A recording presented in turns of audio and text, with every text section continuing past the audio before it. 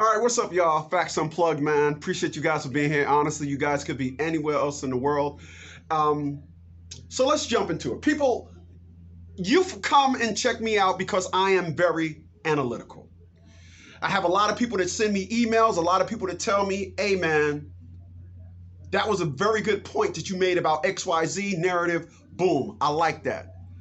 So, part of my success, or should I say a majority of my success, in getting you to understand a different narrative, have you thinking outside of your box, is because I can tell you things and put things in parallel.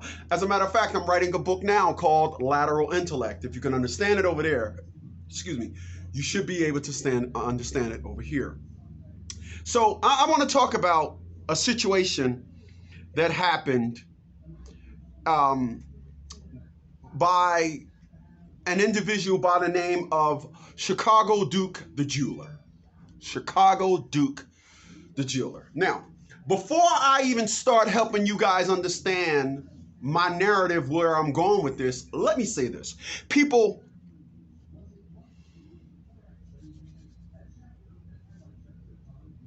here's the analytics. What I do is I live in my world.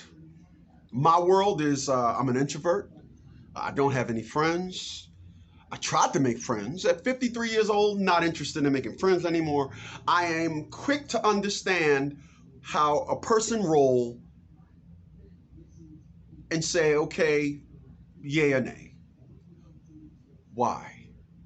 I'm quick to understand because I now understand this. People, I live in my world.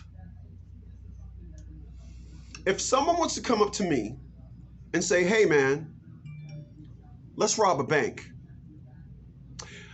I would say, no, I'm not into that. As a matter of fact, I don't even know nobody that would suggest that to me because I don't have people like that in my world. People, in order to go rob a bank, do you know where your mind have to be? Do you know where your mind have to be? In order to go and rob a bank, do you know where your mind have to be? You have to be on some old, I'm ready to shoot a mother oop at any time. Your brain have to be, even if the cops pull up, we're going to go ahead and Christmas tree these cats. Your brain has to be totally all in when you decide, I want to go rob a bank. I don't live in that world because I understand all the other narratives and variables that come with it. For example, I am from Newark, New Jersey.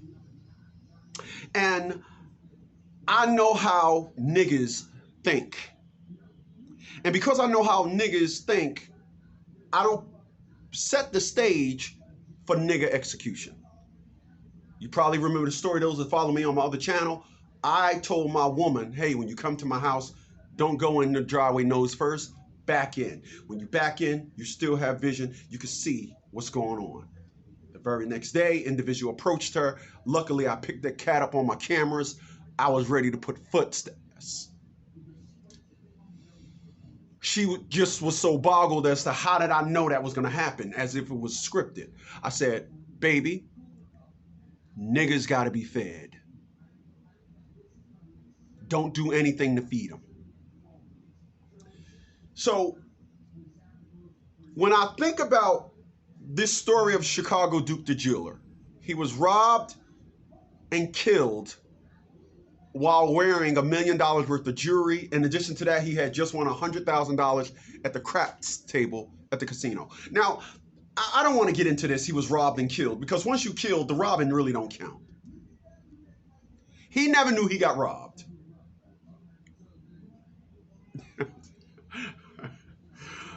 But let's read the story. I'm going to break it down to you. Allow me. Chicago's Duke the Rapper was robbed and fatally shot after winning $100,000 in a dice game with Jay Prince Jr. Sources say Duke was ambushed and shot as he walked to his car after winning the money from Jay Prince. He won the money from him. He wasn't shot by him. I'm listening to how that sound. He was shot. Okay. He was robbed of his jewels, cell phone, and winnings during the shooting. Duke entered a high-stakes game after a bootsy badass concert in Houston, Texas on Monday night, according to sources. He was invited to Houston by Bootsy, who ordered a custom diamond-studded chain from Duke.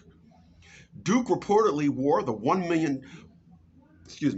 Duke reportedly won $1 million worth of his own jewelry to Bootsy's concert.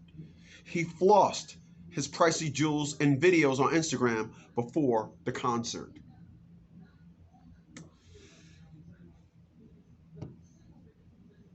So he flossed. Basically, he rang the nigga bell. That's all you do when you floss. When you floss, you're ringing the nigga bell. And the niggas came and they were hungry. They came and they were hungry. People, I talked about this over on my podcast this morning. People, let me tell you something. The President of the United States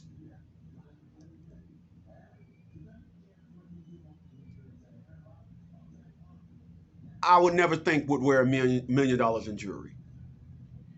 I mentioned this earlier. Outside of President Jimmy Carter, both Bush's president, of course Donald Trump, and we never had the presidents that got into office. They were not millionaires. So if they were not millionaires, they're not wearing $1 million in jewelry. So here is a man that is wearing $1 million worth of jewelry with no security detail. Let me say that again. Here is a man that's wearing $1 million in jewelry and don't have a security detail. People, I used to work at Burger King back in 1995 to 1996. It was part of my after-school work program. People, I remember they made a $1,300 drop with a security detail. Yep. Bloomfield Police escorted my manager to the store with the drop. In addition to that, in 1987, I worked at Roy Rogers, a block up from I was on the corner of Grove and Bloomfield Avenue. I worked there. And Miss White was the manager when I was there. And guess what? When Miss White went to go make the money drop, which was never $1 million, she had a security detail. When the President of the United States rolls, he has a security detail. You cannot continue to think you're going to floss and ring the nigga bell and don't think nigga's going to come. You can't. People, I'm going to tell you something.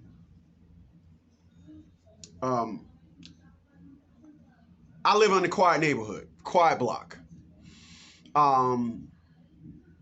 As I stated this morning, I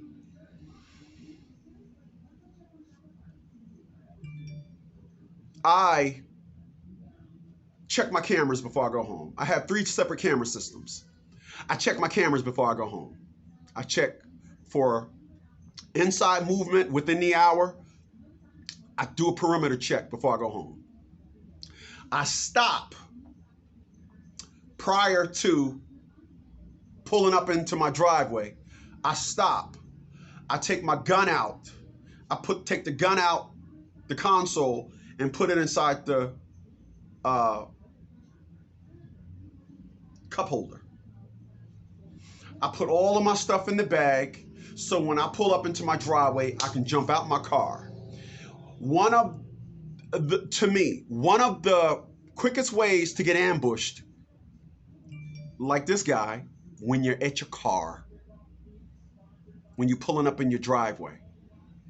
People, I want nothing to do with that.